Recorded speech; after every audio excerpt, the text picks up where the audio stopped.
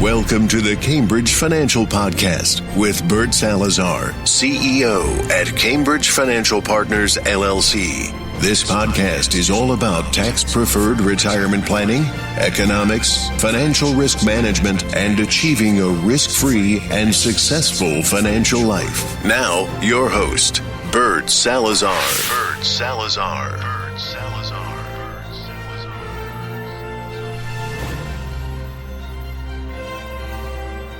Hey, good day, everyone. Welcome to another podcast from Your Tax-Free Life podcast.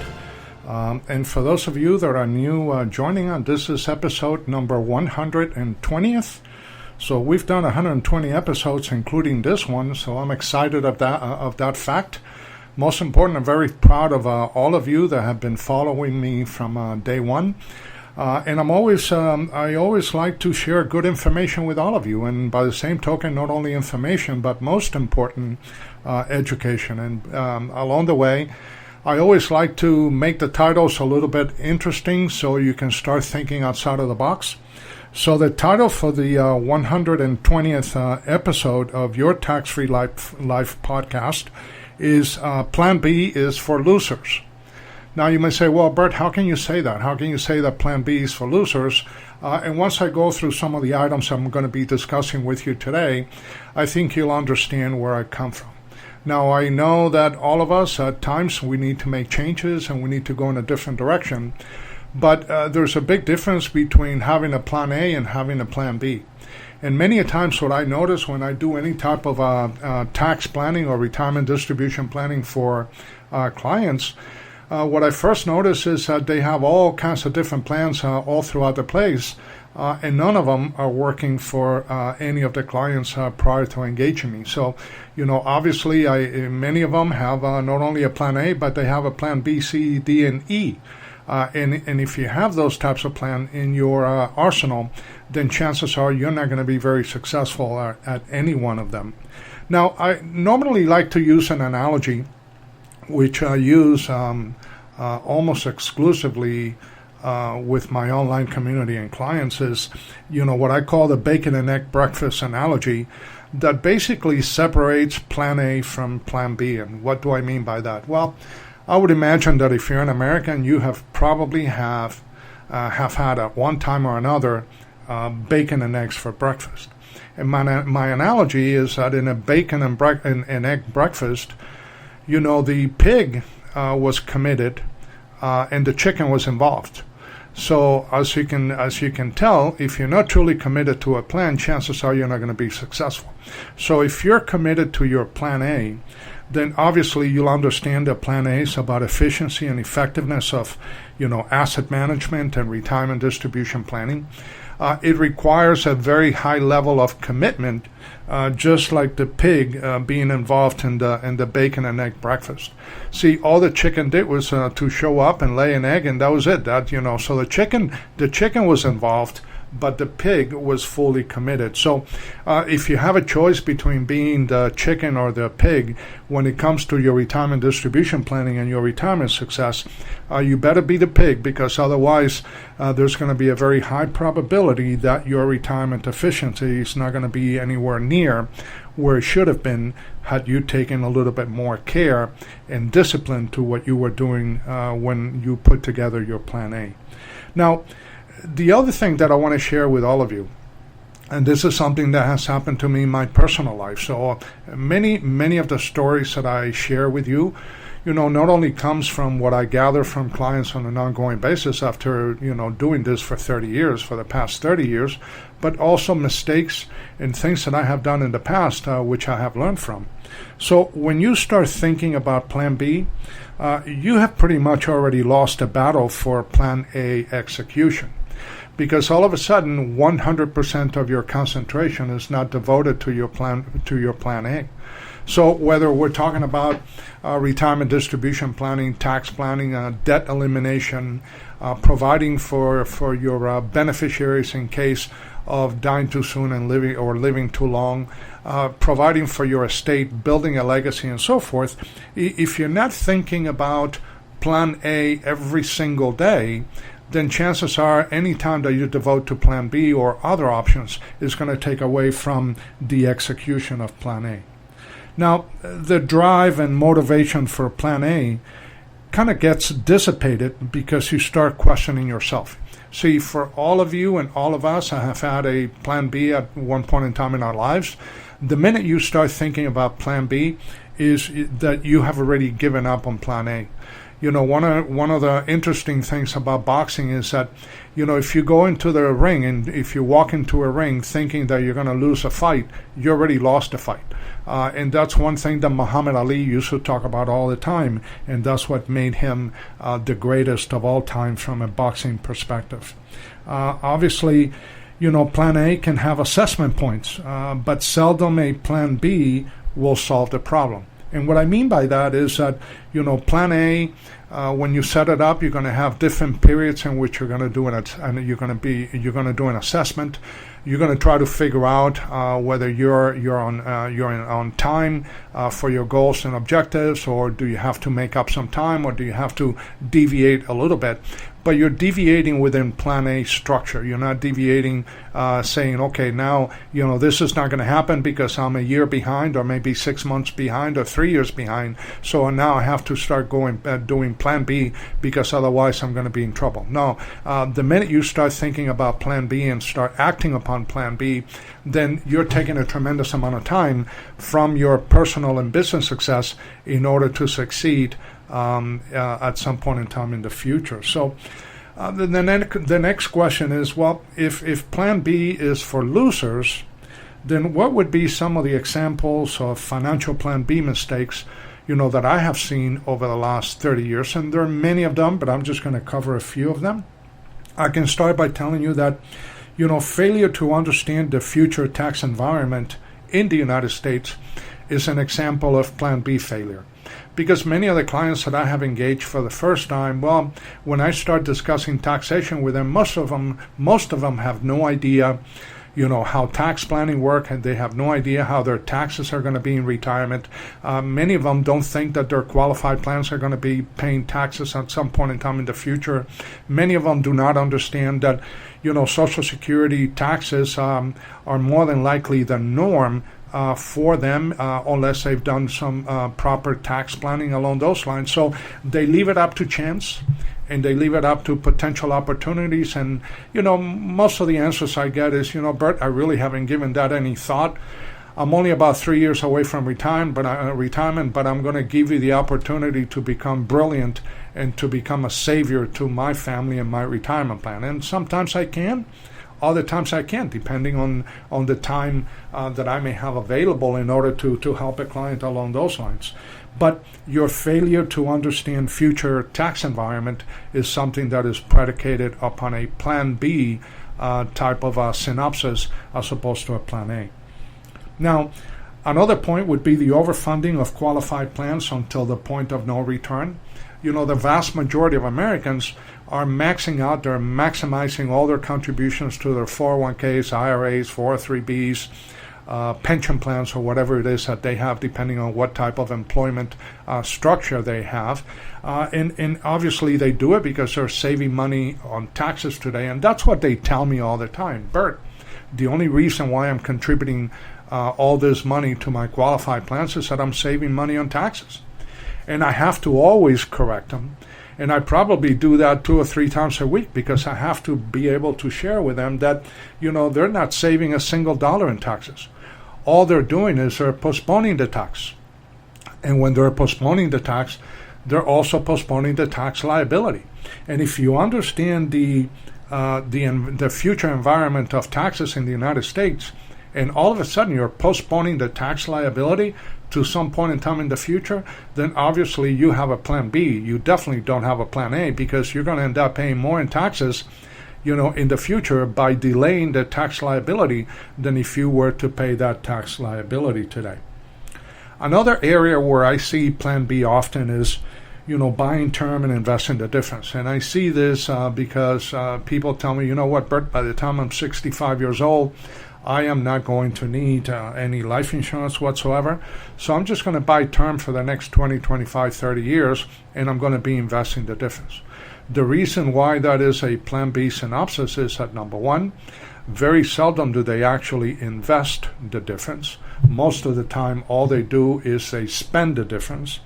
And then all of a sudden they get to age 65, and their health is probably not as good as it should be. So therefore, that life insurance contract is going to die before they do, because now they're age 65, and the probability that they're going to be able to renew it is going to be slim to none. And even if they're able to qualify from an underwriting standpoint, now their premium is probably going to triple, and therefore they're not going to want to spend the money to provide that coverage for themselves and also their families along those lines. Now, most major financial institutions often market buy term and invested difference, and the reason for that is that they want your money, they want it systematically, they want to keep it for as long as possible, and then they want to give it back to you as little as possible over your entire life. So think of it this way. Term insurance is, one of those instruments that only pay a benefit a very small percentage of the time. As a matter of fact, depending on what publication you may read, approximately 97.5% of all term insurance policies that are sold in the United States never pay a benefit. Either the clients cancel the policies at some point in time in the future, or the policies die themselves because they run the period that they were purchased for, or the client dies way past that period. So only about 2.5% of those contracts that are sold in the United States, and I'm talking about millions and millions of contracts, only about 2.5% only pay a benefit.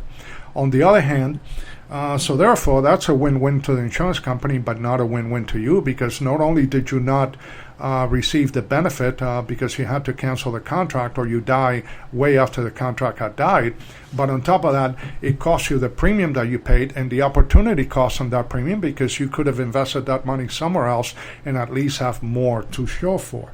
Now, on the invested difference side of the house, when you invest a difference, then it doesn't matter if you do invest a difference. And, if the market goes up, the company that you invested the money with is going to collect their fees. If the market goes down, they're going to collect the fees.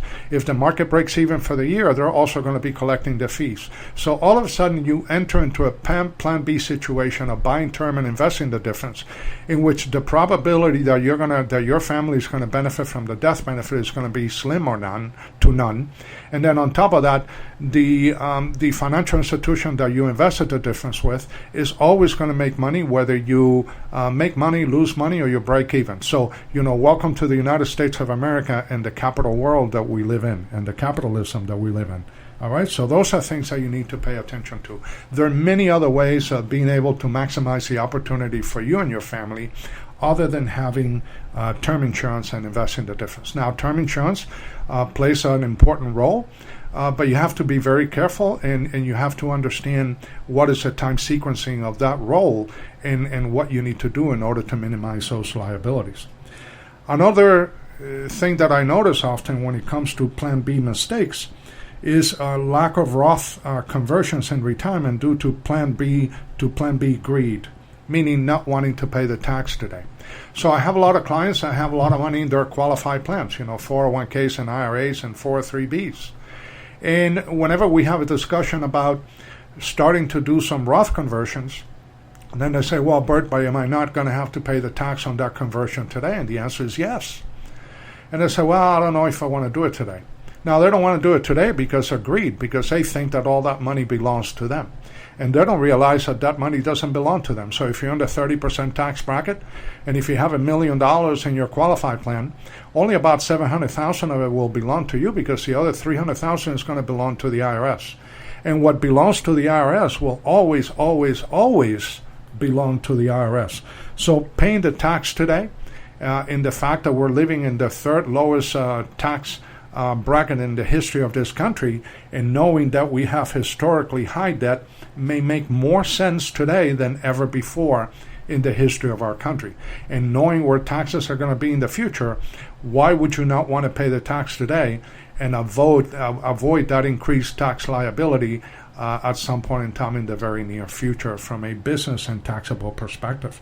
And that's one of the challenges with Plan B planners, because if you're a Plan A planner, if you have a Plan A, then obviously you're going to be looking at all of these things through a telescope as opposed to a microscope, and therefore you're not going to hesitate in paying some of the taxes today, because at the end of the day you want to make certain that you can minimize the tax liability not only for you but also for your family as well. Now, another Plan B issue that I often see is the failure to balance the three tax buckets efficiently and the three tax bucket solution. And the reason for that is lack of knowledge. Because if you don't understand the tax environment, and if you have no clue how taxes are assessed on your retirement income, then why would you even pay attention to the three tax bucket scenario? Because if you don't understand the three tax bucket scenario, chances are you're going to be paying dearly. So as you all know, because I've talked about this 1,000 times if I haven't mentioned it once, there are three major tax buckets in the U.S. in the IRS tax code. And you have the taxable bucket where the money goes in after tax, and money grows and pays taxes every year. And then when you pull it out, you have to pay taxes, whether they're dividend distributions or capital gains. So from a taxable standpoint, the taxable bucket is not a very efficient one. But all of us need money in the taxable bucket because it provides for emergencies, liquidity, and sometimes even business opportunities. You have to be careful to only have the optimum amount in the taxable bucket, because otherwise you're going to be overpaying on taxes that you shouldn't have to. Now the next bucket would be the tax deferred bucket, and this is the one that most of you understand. Your 401ks, your IRAs, your 403bs, your pensions and so forth. The money that goes in is pre-tax, it grows tax deferred, but then when you pull the money out, you have to pay taxes on the whole thing. Again, because of the fact that you have to pay taxes on the whole thing when you pull the money out, you have to be very careful. You have to have an optimum amount, and you cannot have a single dollar above that, because now you're going to be increasing your tax liability not only out of those accounts that you're pulling out, but also it's going to have a negative impact on your Social Security benefits and also your Medicare premium in retirement. So, it creates all kinds of different problems. But if you have a Plan B mentality, that means really you haven't dedicated enough time to have an efficient and effective Plan A along those lines. Another area that I see often in people that use Plan B and have a Plan B mentality is that they fail to protect against the fatal four.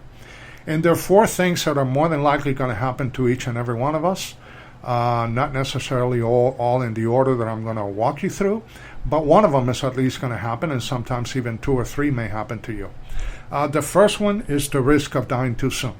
No one ever dies at the right time. As a matter of fact, I would argue that tomorrow is promised to no one. And I would also argue that in my 30 years of insurance experience and delivering many death benefits to clients of mine, I have never met a widow that did not believe in life insurance. So if you don't have a proper risk management assessment of the risk of dying too soon, then you may very well disinherit your family at some point in time in the future, and that would be very sad not only for you, but also for your family. And the second one has nothing to do with dying too soon, but it's the risk of living too long. And the probabilities of living too long are very high. And the probability of running out of money before you run out of life is going to be totally increased because of the fact that you're living a long life. Most of the clients that I engage for the first time, and I create a tactical retirement blueprint for them, we talk about creating a plan in which they're going to plan for 3 decades in retirement. And those 3 decades, I call them the go-go years, the slow-go years, and the no-go years. And I'm not going to go into details for that, but you have to be able to plan for 30 years. So unless you've done proper due diligence and planning and protected yourself and your family from the risk of living too long, then you may have no choice but to become a Walmart greeter at some point in time in the future. The third one would have to be the risk of living with a disability.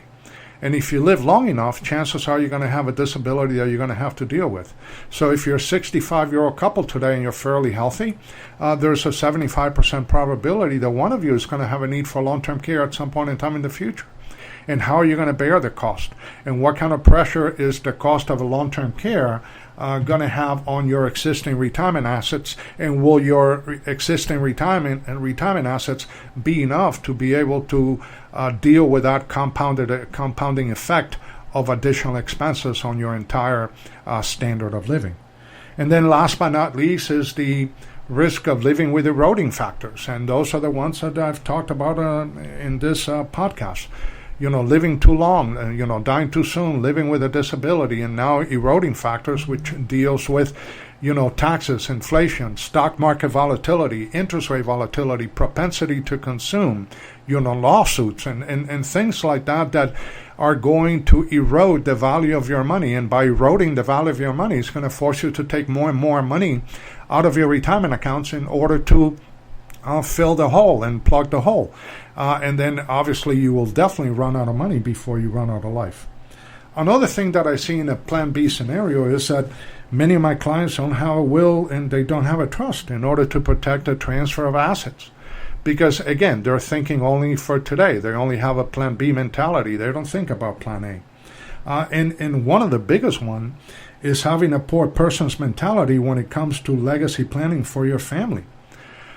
I hear this often, well, Bert, my kids are already grown up and out of the house and they're doing well, so I don't need anything for them. It's just for myself and my wife. Well, to me, that's a poor person's mentality. Now, you may disagree with me, and that's fine. A lot of people do. But think of it this way. You have a chance to be a pioneer. You have a chance to be the pioneer of your family, of your family legacy. You see, all the wealthy families in the world, especially in the United States, actually started with one person. Started with that person that, had an out-of-the-box mentality, someone that was hungry, someone that wanted to create a legacy, not only for themselves, but also for generations to come. You all have the ability to create a legacy for your families, for your children, for your grandchildren, for your great-grandchildren. And obviously, all of us have the ability to do that.